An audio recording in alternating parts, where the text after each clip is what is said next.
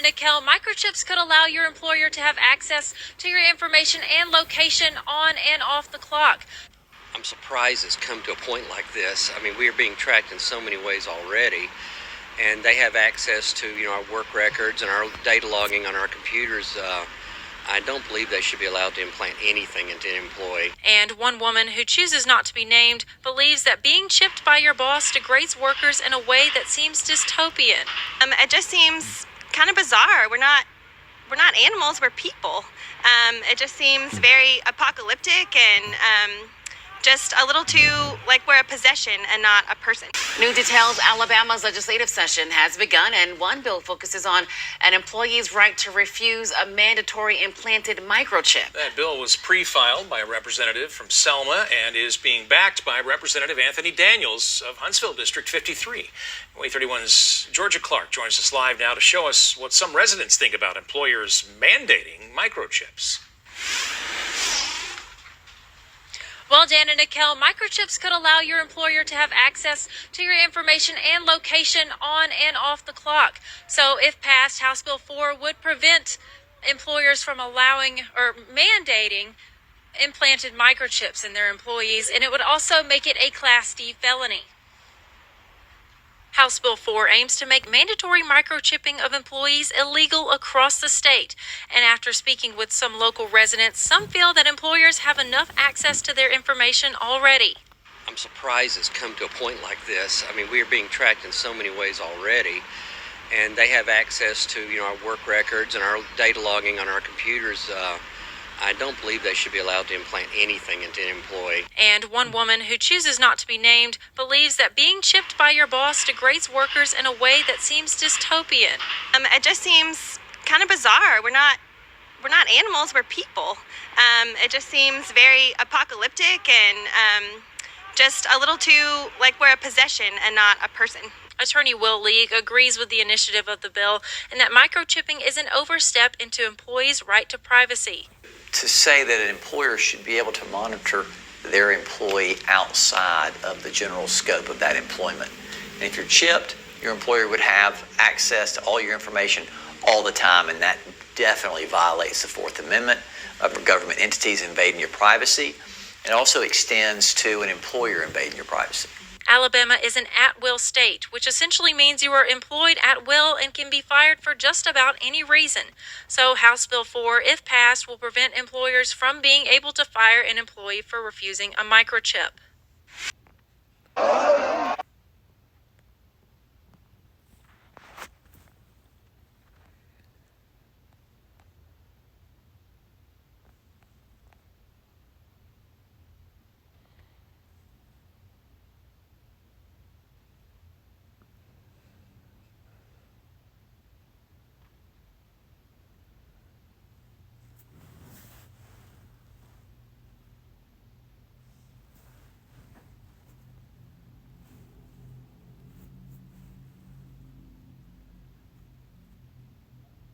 You never want a serious crisis to go to waste.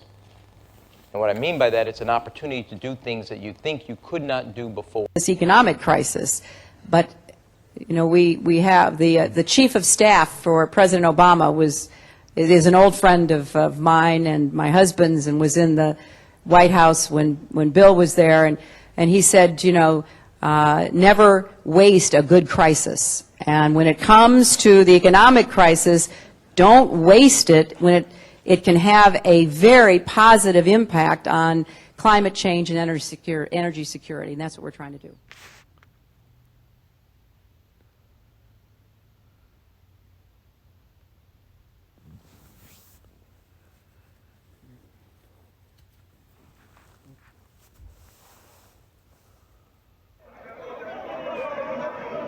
A wave of protest run. Hey, Shalom, Akim, Shalom. First thing and foremost, I want to give all praises and glory and honor that's due to Yahweh, Ba'ashem, Yahweh Shai, Ba'ashem, Rakakwadash. I'd like to give double honors to the apostles and elders of Great Millstone. Blessings and salutations to the hopeful elect, those in the gospel, brother, left the standard of Yahweh, Ba'ashem, Yahweh Shai, wherever it may be. This is just a quick lesson through the Spirit. It says the digital transition into the MOTB systems, and already have employers Well, Like Janet. the name of this video stated, coming to a city or state near you soon, to Caragma. Okay. Going into the MOTB, the mark of the beast, which is the RFID chip. We've been prophesying about this event for some time now. We're seeing it come to pass as the scriptures have prophesied. Okay, like it tells you in Ezekiel 33, then thou should know that a prophet had been among them. All right. So with that being said, this is it. It's how I know that the Lord is getting ready to make his move, because, brothers are under attack spiritually, physically. The minds. Okay, the prophecies are speeding up. Esau is coming down with great wrath, and he's trying to put a stop into the program of Yahweh Bashim Yahweh Shai, but that's not going to happen, because the Lord is with us, man. You know what I'm saying? The Lord is with us, man, and he's proven to be with us through our infirmities, through our weaknesses, okay, through our shortcomings. And you got to believe that. You got to just have faith that the Lord got us, man, because this time that we're getting ready to enter into is getting ready to be one of the worst times of human history, okay, human suffering, known as Jacob's trouble, because lately in the news and so forth, they've been talking about guillotines. Well, not necessarily in the news per se, face value, but that whole thing of guillotine has been hinted at, and also the sea hip, okay, the beheading, the persecutions. These things are coming back in a big way, because Esau Edom, he's gonna get his new world order. He's trying to establish his new world order. Okay, like there's several movies that came out in the past, like those Christian indie films. They show you about the believers being beheaded because they held the testimony of the Lamb. Even though that was coming from a wicked Christian concept, but you get the point. The Christian concept of it. But the whole point about it is the fact that they died because they stood stiffly for the name of Yahweh Bashim Yahweh Shai. But you still have groups out here, guys out here, that's not putting their best foot forward, and they're not speaking on the MOTB. Okay, certain groups say that it's sin. Certain brothers say that it's embargo. Certain people used to say it's sleeping with white women. And the list goes on. But how could it be either of those things? Because how can you buy and sell by not sleeping with white women or an embargo? Or how can you buy and sell with Christianity? Okay, that don't even make sense. Buying and selling with Christianity, you can't make sense with that. All right, so this is the only possible outcome. When you go through the process of elimination, you have this is the only liable outcome. This is the only plausible outcome, because it's going to be attached to buying and selling. Okay, like you got God, like you said, basically, they don't believe that anybody should be fitted with that, but this is prophecy. So they're going to push this thing through. They're going to determine whether you're going to get on a chariot or not. And then you're going to have those certain people that don't take the chip. They're still going to be destroyed, because, hey, Esau, Edom, for the most part, those Bible Belt Christians, those Edomites that's hardcore into that Christianity, they're going to put up a fight against this, man. But they're Edomites, whether they take the C-hip or not, they're still not going to make it, because they're not Israelites, man. Okay? Because we have to understand that this is only for the nation of Israel. Okay? Yahweh Bashim Yahweh Shai is only dealing with the Israelites, man. Okay? So this is the book of Habakkuk 2. And I'm going to start at verses 1. It says, "And I will stand upon my watch, and set me upon the tower, and will watch to see what he was saying to me, and what shall I answer when I am reproved." Okay? So we standing upon the tower, we're watching, we're blowing the trumpet. Okay, we're warning the people, we're telling them, look, man, through the Spirit, these things are getting ready to come. These things are getting ready to happen. Prepare your mindsets, man. Prepare your spirits. Ask the Lord to spare you from the hour of temptation, because, like I said, they're talking about bringing back guillotines. And Apostle Gabar affectionately said that. He said, well, look, it ain't Trump that's going to do it. He said it's the ultimate concept of the elite bankers. Okay, because this is what they want to do. This is the program of the elites on the left-hand side. Okay, so the Lord puts it on their spirit to do these things, because the Lord controls both sides. And it says, "And the Lord answered me and said, write the vision and make it plain upon tables, that he may run that readeth it. It says, for yet the vision is yet for an appointed time," meaning a specified time. "But at the end it shall speak and not lie." Okay, it says, and it's not lying. Okay, and it says, "Though it tarry, wait for it, because it will surely come. It will not tarry." Okay, and it's not tarrying. This thing is getting ready to be more common and more mainstream. And they showed you with technology. They showed you with they had something which was called Verichip that came out.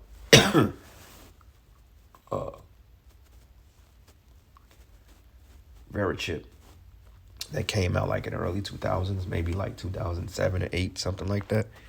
You know, we was going into that a lot. But Verichip, you know, those things and so forth. So the technology is here. This new technology, this new technocracy, this new common society. Everybody is dealing with the smart apps and so forth. So that's what it's about, man. All right. And it says, for yet the vision is yet for an appointed time, but the end it shall speak and not lie. Though it tarry, wait for it, because it will surely come. It will not tarry. Okay. And that's the point. When it comes, it's going to come. So I'm like, damn, bam, it's right here in your face. You know, then you got other groups out there talking about how they want to set up unity camps with groups they don't believe. But I thought the scriptures say that we supposed to speak the same thing. You know, I thought we supposed to speak the same thing. We supposed to you know, be on one accord, you know, because didn't Paul say that mark them which cause offenses, which are contrary to the gospel, which the doctrine which you've learned. So ain't nowhere in hell that I can go get up with a man and do the work with a man if he's not believing that the C-hip is the MOTB and he believes it's an embargo. We have no commonality there. Okay, that's not how that works. Okay, you're supposed to be linked up with the people that think like-minded because it eliminates confusion. Because I thought the Lord said that the Most High is not the author of confusion. Paul said it. So, you know, but certain guys, they go and they establish their own righteousness, you know. But it says, and he had power, Revelation 13:15. It says, and he had power to give life unto the image of the beast, that the image of the beast shall both speak. It is speaking, okay? The image is everything around us. Everything that we see transpiring every day. Everything is revolving around the image of the beast. Okay, check this out again. Look at this. This is it's speaking. Okay, it's speaking, and you can't deny it. And we're gonna continue to put out lessons on this because the people, they have to be warned. Okay, they have to be warned. They have to be told what this thing is. That way, when it comes, there's no excuse. All right, so let me hold this precept. Ezekiel 33. Ezekiel the 33rd chapter. And I'm going to start at verses 33 and 33. It says, and lo, when this come to pass, lo, it will come. Then shall they know there have a prophet been among them. So you're going to find out that the men of the great millstone predominantly are the prophets of Yahweh Bashim Yahushai. Okay, whether you think so or not, the men of the great millstone are definitely the prophets of the Lord. Okay, and you may say, oh, y'all continue to go into the same things. Well, this is a relevant topic. Okay, this is a very relevant topic. The scriptures say, watch, therefore, pray. Let me pull that. Watch. That's in Luke, I think. Oh, yeah, that's in Mark, too. Mark 13. Let me get all three accounts. It says, Matthew 26 and 41. Watch and pray that ye enter not into temptation. The spirit is indeed willing, but the flesh is weak. And trust me, brothers, the flesh is hella weak, man. You know, brothers are going through infirmities like crazy, man, you know, through the spirit. And, you know, just to keep pushing, man. You know, keep pushing through whatever issues you may be going through if the Lord prevents it. And that's the spirit. My watch came on at 11:44. Call all Yahweh Bashim Yahushai. Mark 13 and 33. Take ye heed, watch and pray, for ye know not when the time is, okay? Because the Lord, man, look, this shit can collapse tomorrow. Okay, now we do understand that Yahweh Shai, certain things has to happen before he comes back. Okay, World War III, etc. You know, the establishing of the MOTB systems, the economic collapse, you know, the race wars, the FEMA camps, the beheadings. These things must take place. But, you know, going into that time, that can happen today. Like when you watch The Last of Us, the first episode, all hell was breaking loose the whole day, but people was oblivious to it. You know, you woke up, it was dude's birthday, and then all of a sudden, you know, you had Black Hawk helicopters, people turning into fucking other Creed zombies and stuff like that, man. So, yeah, it can happen. That's why it says, take ye heed, watch and pray, for ye know not when the time is. Okay? Luke 21:36 says, watch ye therefore and pray always, that ye may be accounted worthy to escape all these things that should come to pass and to stand before the Son of Man. Okay? So, praying, man. Ask God to keep us. Sometimes, man, the Lord, right, he's going to test that chin. Trust me. Lord is going to break us down before he build us up. You know, we brothers have several testimonies of that. But it's just going to get, the fight going to get a lot harder, brothers, man. A lot harder, man. And this is the reason why we got to continue to strengthen our spirits. You know, Lord can do the work, but we gotta, we gotta put in on the work too. Can't just be sitting around not doing nothing and thinking, because the Most High, He'll fuck you up. Okay, you gotta be in the right spirit. But anyway, Revelation 3, and I'm gonna start at 10. It says, "Because thou hast kept the word of my patience, I will also keep thee from the hour of temptation, which should come upon all the world to try them that dwell upon the earth." Okay, it says all of them. So this cuts the pre-tribulation rapture nonsense. Okay, that's not gonna happen. The pre-tribulation rapture. Oh well, we're gonna be in heaven. No, you're not. The scripture just say here, "Because thou hast kept the word of my patience, I will also keep thee from the hour of temptation, which should come upon all the world to try them that dwell upon the earth." Okay. And it says, "Behold, I come quickly, and hold fast which thou hast, that no man take thy crown. And him that overcometh would I make a pillar in the temple of my power. Okay, and he should go no more out. And I will write upon him the name of my power, and the name of the city of my power, in New Jerusalem, which cometh down out of heaven from my power. And I will write upon him my new name," which that new name means renewed. Okay, and the reason why it goes into new, because then the scriptures say, "Behold, I created new heavens and a new earth." So that name is going to be renewed in the earth. Unlike some guys are speaking, "Oh no, that's just his earthly name. That's his earthly name. Why would he give his heavenly name to the wicked?" Okay, well, if we got his earthly name only, then what the hell is his heavenly name, man? Since you guys know, you speaking all that venom, but yet you're not breaking it down for us so we can know. You know, just guys are waxing worse and worse, man. And it's scary because we're around the Passover, and Lord just start clipping motherfuckers, man. You know, and for us to be in the spirit like that, that's scary. Okay, you don't want to be in that spirit. But anyway, going back here, Revelation 13 and 16, it says, "And he calls it all, both small and great, rich and poor, free and bond, to receive a mark in their right hand or in their foreheads, that no man might buy or sell, save he that had the mark or the name of the beast or the number of his name."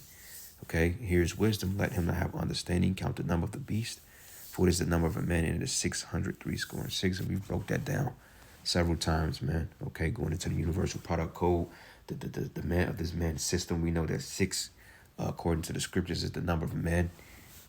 Okay, so hey, with that, all praises and glory and honor that's due to Yahweh, Bashim Yahweh Shai, Bashim Kakwadash. With that, Shalom and a Baba Ball.